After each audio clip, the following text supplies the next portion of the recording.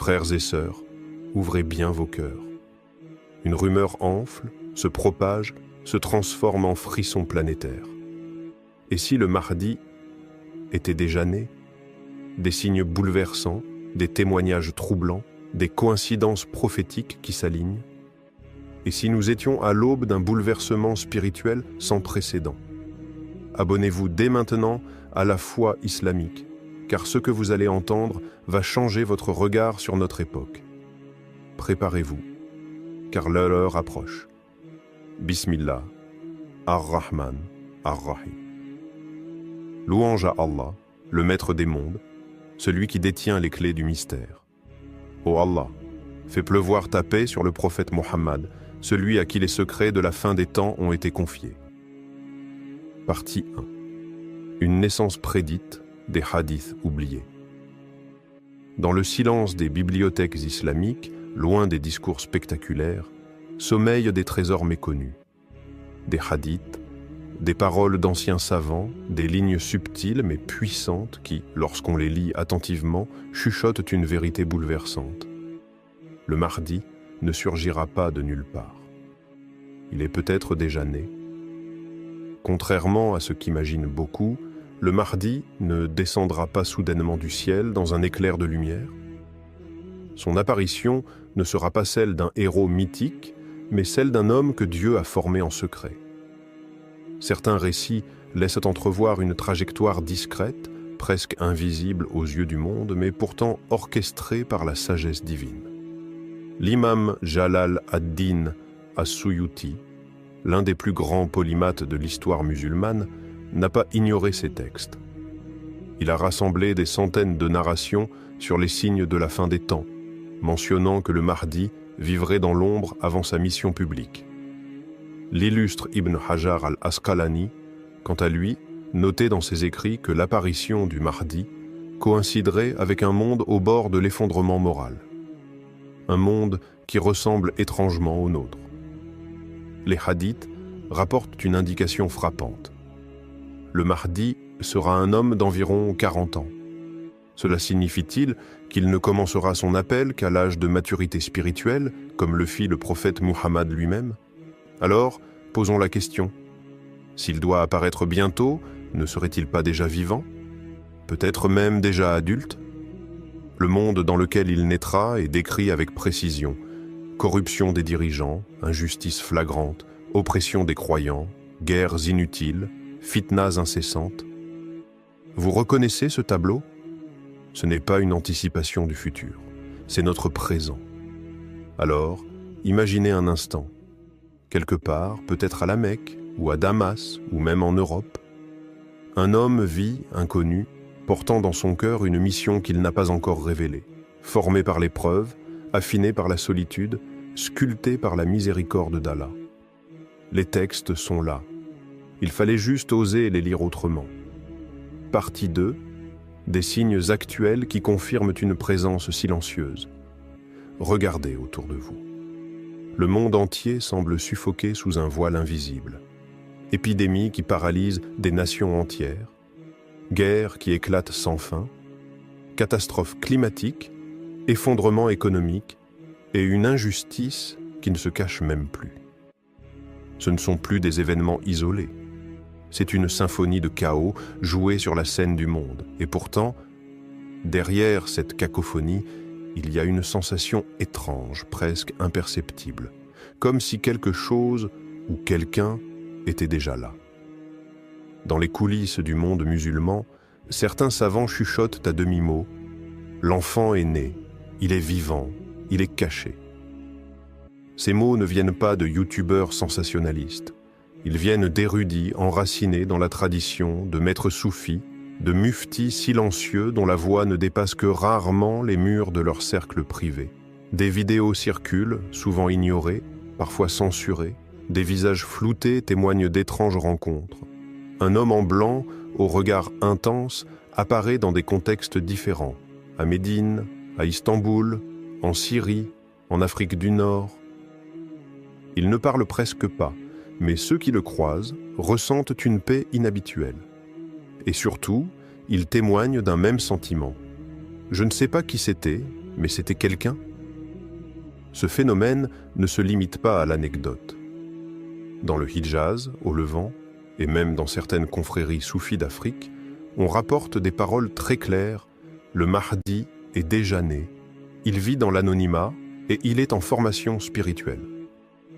Allah le façonne loin des regards, loin de la gloire, loin du tumulte. Est-ce une coïncidence que tant de rêves, de visions, de témoignages se recoupent à une époque où les signes de l'heure s'alignent comme des constellations célestes? Ce ne sont pas de simples rumeurs, ce sont des traces, des empreintes d'une présence invisible, mais de plus en plus palpable. Quelqu'un se prépare. Et nous, peut-être, sommes déjà en train d'assister, sans le comprendre, à l'entrée discrète du Mahdi dans l'histoire. Partie 3. Des rêves récurrents, des cœurs touchés dans le monde entier. Dans la pénombre de la nuit, lorsque les âmes se déconnectent du tumulte du monde, quelque chose d'invisible se met en mouvement. Des musulmans, hommes et femmes, pieux ou en quête, dorment et voient un homme qu'ils n'ont jamais rencontré. Et pourtant, ils le reconnaissent. Il ne dit que quelques mots, mais leur vie ne sera plus jamais la même. Je suis le Mahdi, prépare-toi. Ces rêves ne surgissent pas de l'imaginaire confus du sommeil. Ils traversent les continents et les langues. Une femme voilée, isolée dans un quartier français, se réveille en pleurs après avoir vu un homme lumineux marcher parmi des ruines. Un imam marocain raconte à son cercle privé la même scène. Un converti canadien, sans même connaître les signes de la fin des temps, voit un homme qui lui tend la main et lui dit « Le moment approche ». Et ce n'est pas la diversité géographique qui étonne le plus, mais la cohérence. Tous décrivent un visage serein, une lumière sur le front, une voix ferme mais apaisante. Un regard qui transperce l'âme, comme s'il voyait à travers les voiles de l'existence. Il ne crie pas, il ne menace pas, il appelle. Et ceux qui l'entendent ne peuvent plus l'oublier. Ces témoignages se comptent par dizaines, puis par centaines. Et certains commencent même à noter des détails qu'on retrouve dans les hadiths. Un homme entre 30 et 40 ans, au teint clair, à la barbe soignée, au front dégagé, avec un léger creux dans le nez. Et si tout cela n'était pas le fruit du hasard? Le prophète Muhammad l'a dit avec une force inégalée. Celui qui me voit en rêve me voit réellement, car Shaitan ne peut prendre mon apparence. Alors, que penser de ces visions qui ne prétendent pas être des révélations, mais des avertissements? Le rêve est le dernier refuge des cœurs sincères, un canal laissé ouvert quand les paroles humaines ne suffisent plus. Et dans ces rêves, un nom revient, El Mahdi, comme un murmure divin, comme une cloche qui résonne dans l'invisible. Est-ce là l'appel secret que le monde ne veut pas entendre? Partie 4. Des savants qui osent parler, il est né, il attend. Il y a des vérités qu'on ne crie pas sur les toits, des vérités trop lourdes, trop sacrées pour être manipulées par l'opinion publique ou livrées au tumulte des réseaux. Pourtant, à voix basse, dans les cercles du savoir, une idée commence à prendre forme. Une conviction murmurée, partagée entre érudits, le Mahdi serait déjà né. Pas de nom, pas de localisation précise, pas de date spectaculaire. Seulement une phrase qui revient souvent chez certains savants contemporains. Il est né, il attend. Et ce n'est pas un slogan. C'est un constat né de l'observation, de l'analyse silencieuse des signes et de l'intuition que seule la proximité avec Allah peut offrir. Dans les écoles du Coran, certains enseignants racontent des rencontres troublantes. De jeunes élèves, parfois à peine adolescents, manifestent une sagesse étrange. Leurs paroles dépassent leur âge. Leur compréhension du din semble venir d'un endroit que même l'étude n'explique pas. Des mujtahid, dans des régions reculées du monde islamique, témoignent discrètement avoir rencontré des jeunes hommes aux réflexions puissantes, dotés d'une vision et d'un calme qui évoquent les prophètes, sans jamais franchir les limites. Ils ne prétendent rien. Mais ce qu'ils sont suffit à interroger. Et si le Mahdi grandissait, comme Moïse dans la maison de Pharaon, dissimulé, protégé, là où personne ne penserait le chercher? L'histoire sacrée nous l'a déjà montré. Allah façonne ses hommes dans les lieux les plus inattendus. Il les forme sans tapage. Il les prépare dans le silence. Il n'est pas impossible qu'en ce moment même, alors que le monde gronde de bruit et d'orgueil, un homme, quelque part, vive discrètement sa mission en devenir. Il observe, il apprend, il endure, il attend. Les bouleversements de l'histoire ne naissent pas toujours dans la foudre. Parfois, ils prennent racine dans le calme, et ce calme pourrait bien être celui qui précède l'éveil du Mahdi. Partie 5. Des coïncidences troublantes autour de l'année de sa naissance. Et si l'on pouvait entrevoir l'année de naissance du Mahdi? Cette idée, autrefois impensable, est aujourd'hui explorée par certains chercheurs musulmans qui, armés de sciences religieuses et d'astronomie, tracent des hypothèses étonnantes. Leurs travaux ne prétendent pas détenir la vérité, mais ils soulèvent une possibilité troublante. Et si le Mahdi était né dans les années 1980 ou 1990, pourquoi cette fenêtre temporelle si précise? Tout part d'un hadith rapporté par plusieurs sources. Le Mahdi apparaîtrait vers l'âge de 40 ans, dans une époque marquée par l'effondrement des pouvoirs tyranniques, la propagation des conflits et le besoin criant d'un guide spirituel. Or, que voyons-nous aujourd'hui? La multiplication des guerres, la normalisation du mensonge, la perte de repères moraux, la confusion des peuples. Le contexte est prêt. Il ne manque qu'un homme. En reculant de 4 décennies à partir d'aujourd'hui, on tombe sur une période charnière. La fin de la guerre froide, les débuts des bouleversements technologiques, les conflits du Moyen-Orient. Et ce n'est pas tout.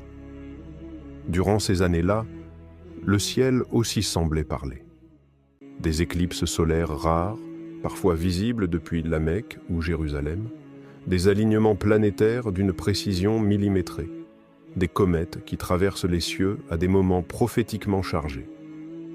Certains astronomes musulmans relient ces événements à des passages anciens de l'islam classique, voire à des récits plus ésotériques issus des œuvres de savants comme Ibn Arabi. Tous ces phénomènes, pris séparément, pourraient être de simples curiosités. Mais, mis ensemble, ils dessinent une trame étrange, presque dérangeante. Un puzzle cosmique, une toile discrète sur laquelle pourrait se lire « Quelque chose est né ». Et maintenant, posez-vous cette question. Dans la rue, dans une mosquée, dans un train ou dans une assemblée. Et si vous aviez déjà croisé cet homme sans le savoir, peut-être qu'il observe, qu'il attend. Pas un feu vert politique, mais un ordre céleste. Une permission divine, celle qui fera basculer l'histoire. Parce qu'au fond, la question n'est plus « est-il né ?», mais plutôt « combien de temps avant que le monde sache qui il est vraiment ?» Frères et sœurs, si tout ce que vous venez d'entendre vous semble trop étrange pour être vrai, alors demandez-vous ceci, depuis quand la vérité est-elle confortable? Depuis quand la promesse d'Allah se manifeste-t-elle de manière prévisible, logique, rassurante? L'histoire des prophètes nous enseigne tout le contraire. La vérité arrive toujours comme une secousse. Elle dérange, elle bouleverse, elle retourne les cœurs endormis. Et si le Mahdi est réellement né, alors chaque jour qui passe nous rapproche de l'heure où l'histoire va basculer. Ce ne sera pas une apparition spectaculaire au début, ce sera une transformation intérieure, un mouvement spirituel qui gagnera les cœurs avant de secouer les trônes. Il n'y aura pas d'annonce officielle, pas de tweet divin. Il y aura des signes, des frissons, des regards croisés, des rêves qui se répètent, des paroles qui reviennent sans cesse. Prépare-toi, il est proche. Mais le plus important, ce n'est pas de savoir où il est, c'est de se demander où en est notre cœur. Serons-nous prêts à le reconnaître? À l'aimer sans jalousie, à le suivre sans orgueil, à l'attendre sans paresse? Serons-nous des alliés ou des obstacles? Ô Allah, si le Mahdi est déjà né, accorde-lui ton soutien. Renforce sa foi, prolonge sa patience, et fais de nous ceux qui le soutiendront comme les Ansars ont soutenu ton messager. Ne fais pas de nous les insouciants, les sceptiques ou les retardataires. Et vous qui m'écoutez, abonnez-vous à la foi islamique, car ce n'est pas une chaîne, c'est une veille. Une lampe allumée dans la nuit de l'oubli, car ce qui vient n'est pas une histoire, c'est une réalité qui approche.